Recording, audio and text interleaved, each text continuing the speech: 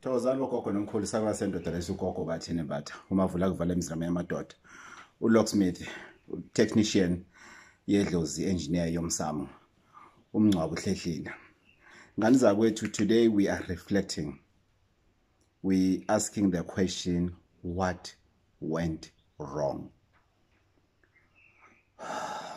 You know, I'm sitting at home, I'm relaxing. It's Sunday. You know, I had a very quiet Sunday. We were busy in the morning, and yeah, now we're just relaxing. And actually, I'm relaxing alone, and I'm reflecting. And I'm asking myself a question that I always ask myself. Gogo Bathini Mbatha, what would you like to see happening 20 years down the line after you're passing on, after you've crossed over? I always ask myself that. What is it that I would love to see happening? You see, I ask myself those questions because of I'm worried. Because of, if we can look around or do self-introspection, you know, we are poor, we're going to a traditional healer, they will tell you ukuthi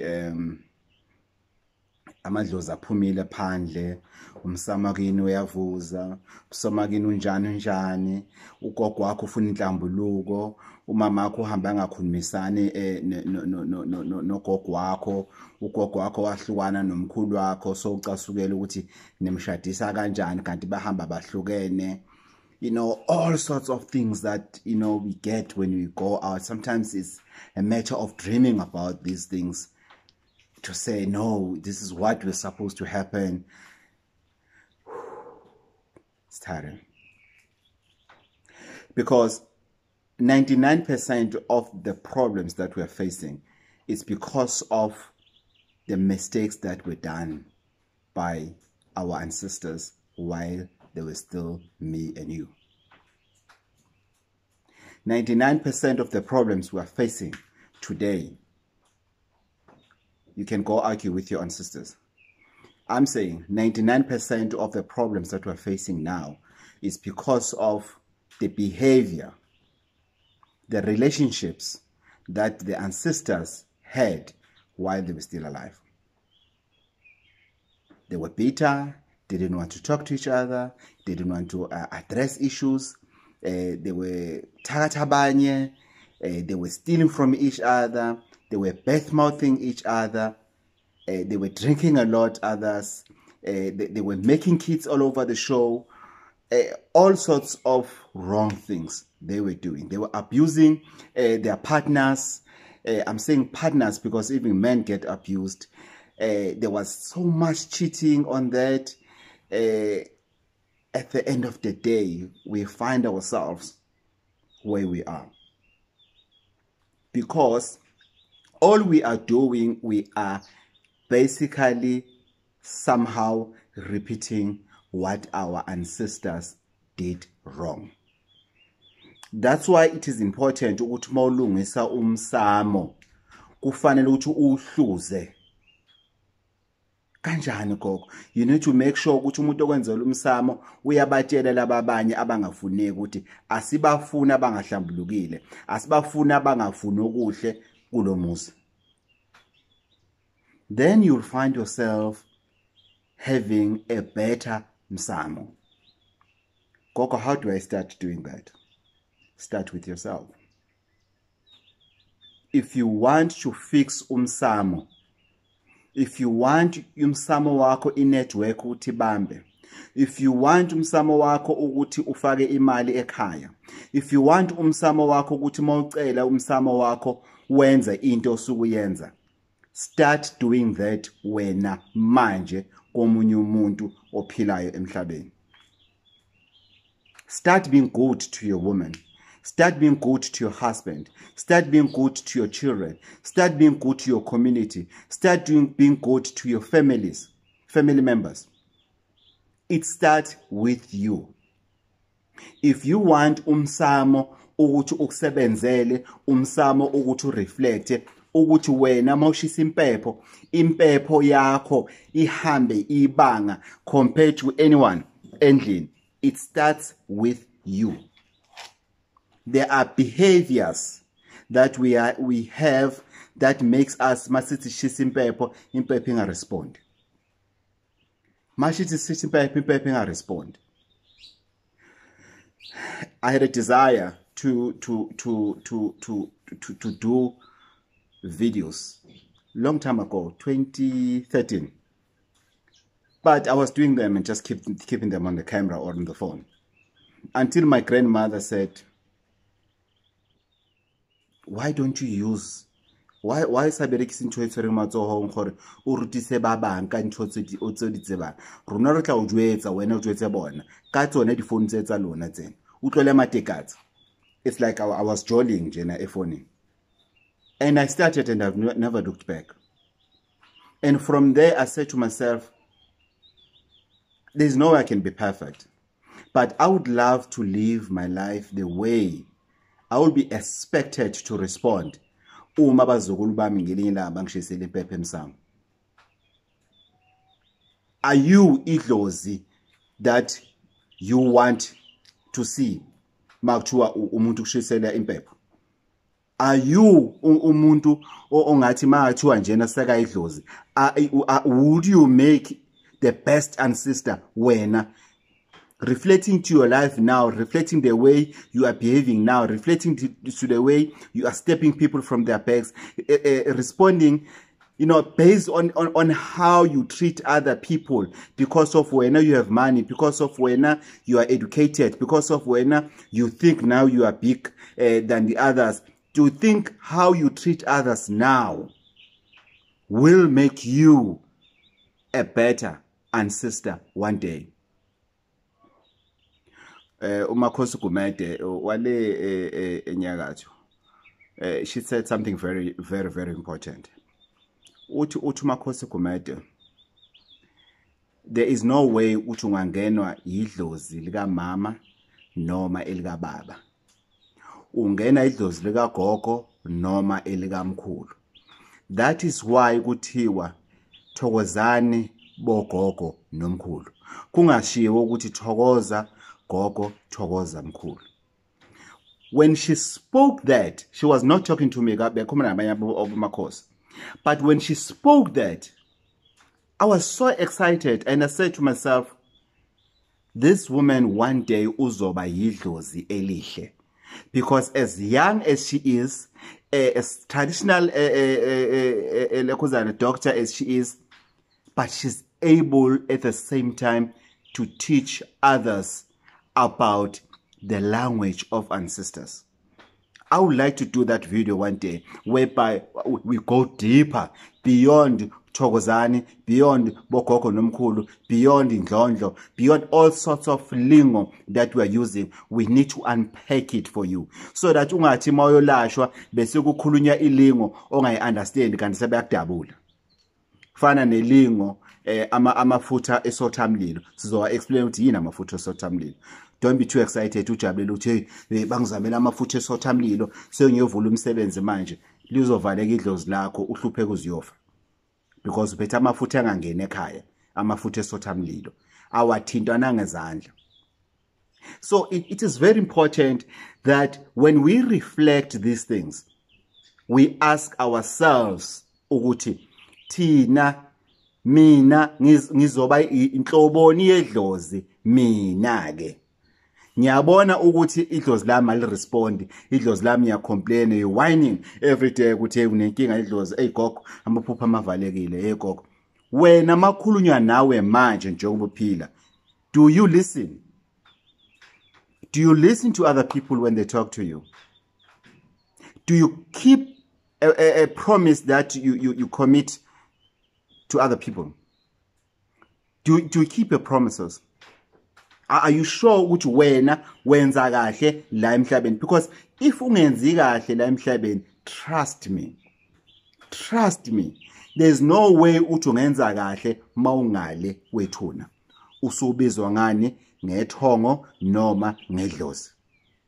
Ngoba the time une opportunity yonke la emhlabeni, ukuthi wenze lezi zinto uyifundise. Simple thing. Umama ucela into ethize. Umama sekhaya ucela into ethize. Let me do it. Ingane yami ithe ecela ukukhuluma nami. Kaze kwenze njani? Do you have time? Do we have time with our children? If you don't have time nengane yakho uphila, angeke ube nesikhathi naye ungasekho emhlabeni. Forget it. I'm very lucky ngokuboniswa kakhulu. Ngiyaboniswa mina kakhulu.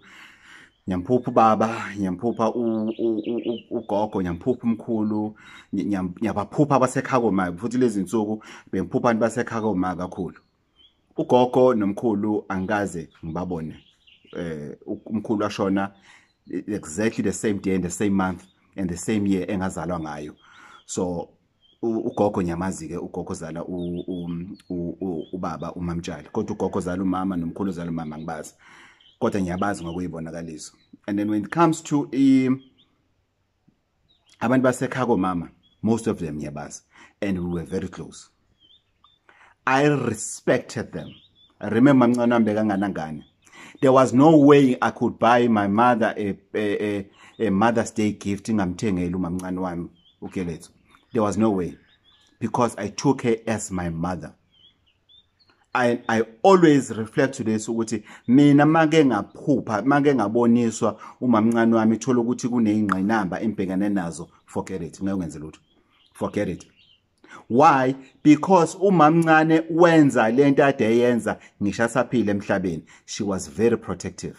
Umamncane bekakwazi ukusilalela.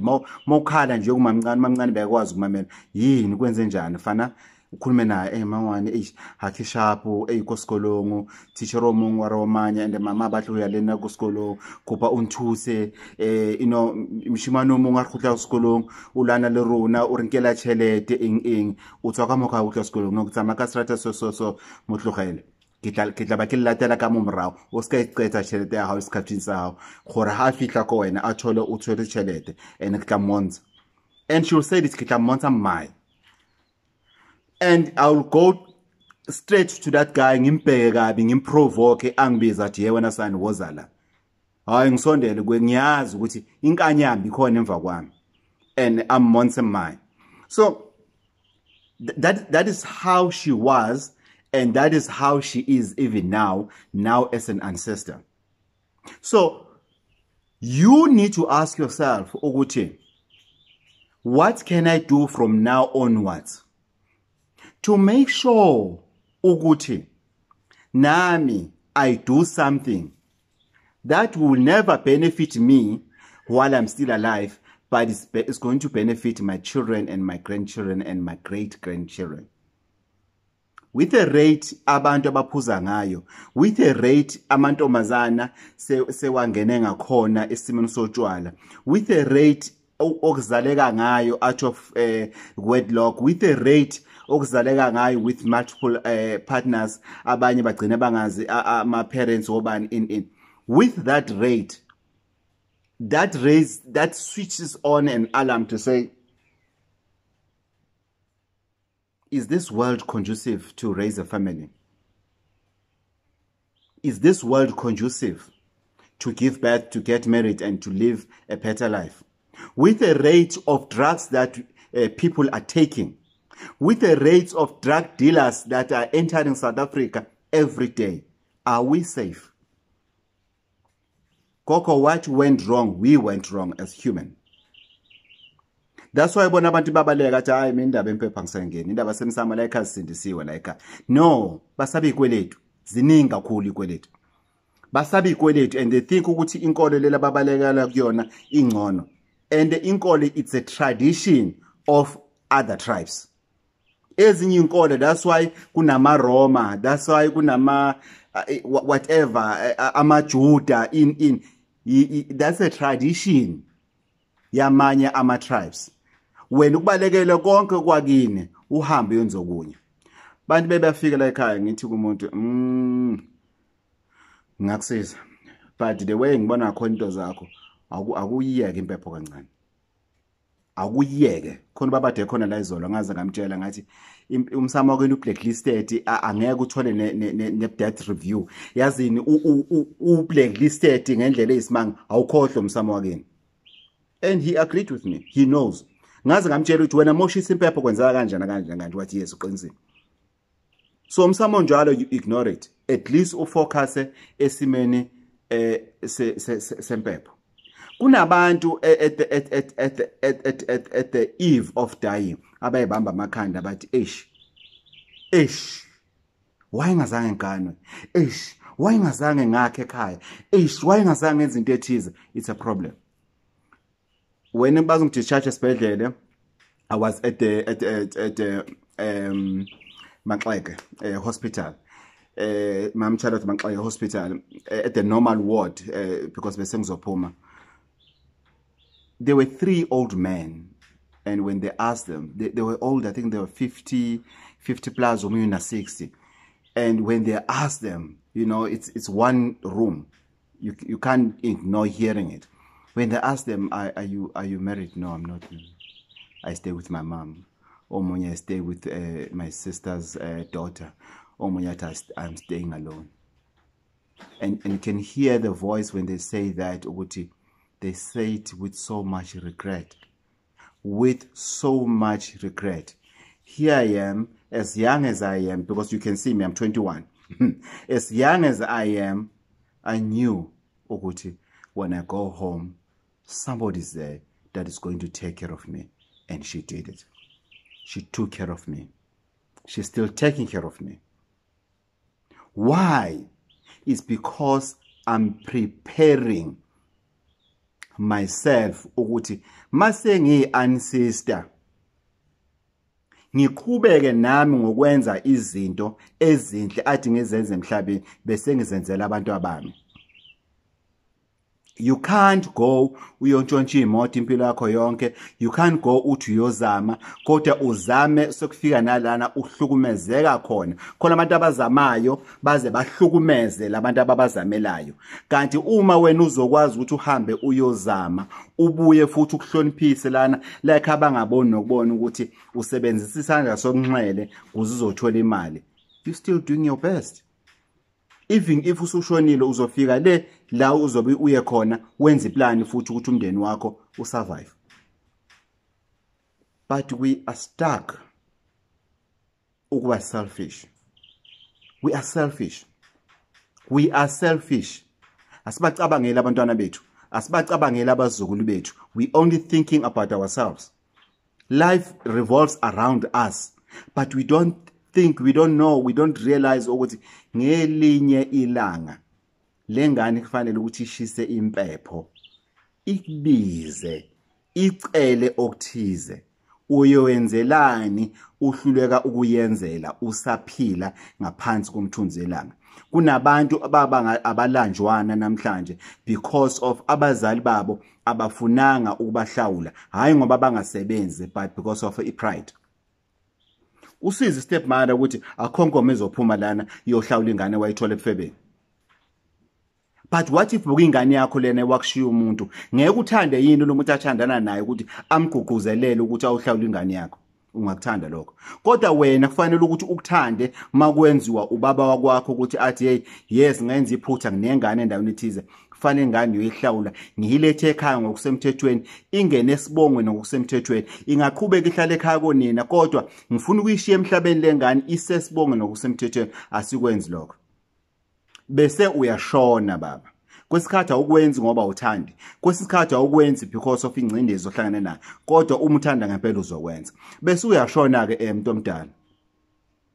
Ufike la ufika khona. Bese kuthiwa umntana aphume ayohlola, bese uthi umntana ubangazidalwa. You are now bitter, you now see success yomntwana, you want to fight with umntwana. Ufuna ukumphuca abasekhaya komalume wakhe bamnika izinto wena uyayiphuca. Why? Because of you are a bitter ancestor. You are a bitter ancestor. Bitter and ungrateful ancestor. You had your opportunity, usaphila, and you refused. Somebody was asking go Facebook, Uti, I see these things, I blew it, show.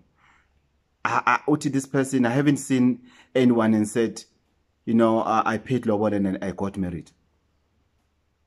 Because blowing it makes others kutuba vala madlebe.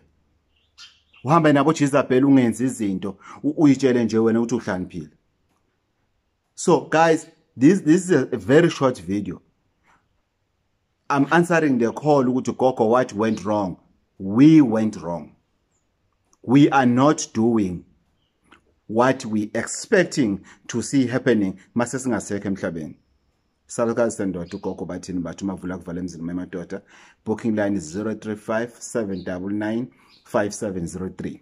035-799-5703. I'm just emotional, guys, about this topic. It's a very deep topic. I've always wanted to do this video, and namanje I pelele actually, because you know you get, when you talk about such topics, you know, other topics, they pop in, you know, that will follow this one. But let's reflect, guys.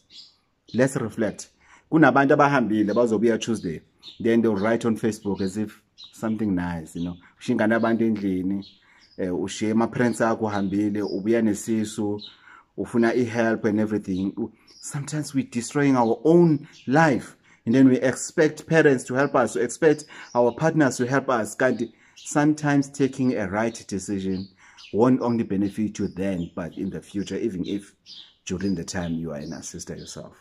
Sarwa sendoda, Mkhuphulangwenya Village, anti usho Ncwabo, Hlehlile.